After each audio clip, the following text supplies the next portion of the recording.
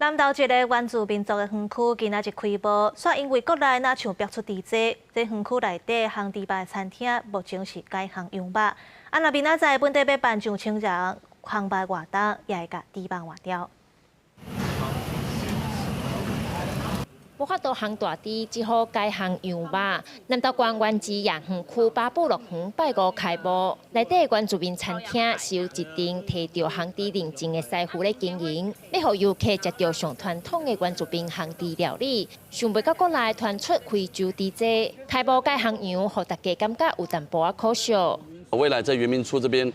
再给我们多一点的机会，让我们能够去上这个烤全羊或者是烤鳄鱼的课程，那让我们有更多的技能。可以烤鸡啊，可以烤羊啊。相对的，我们有一些流水的部分啊，菜类啊，猪肉部分可能这几天还会先略过，因为毕竟平常也蛮常吃猪肉的，那就换一种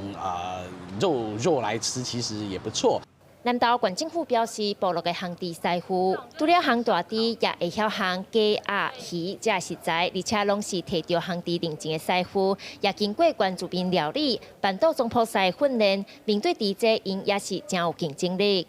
我们的烤猪职人平常就有代烤的一个服务哈，其实我们在今年也有。 培训我们的烤猪职人有第二个专长哈，就是我们原风流水席中破塞的一个训练。未来因应疫情或是相关的一个冲击的时候，我们的烤猪职人必须有更多的一个技能。南投县府也表示，拜六原本要伫园区办青人烘大猪活动，但是因为伫这事件影响，也会改做烘肉活动，改烘羊肉、鸡肉这食材，记者邢品仪南投报道。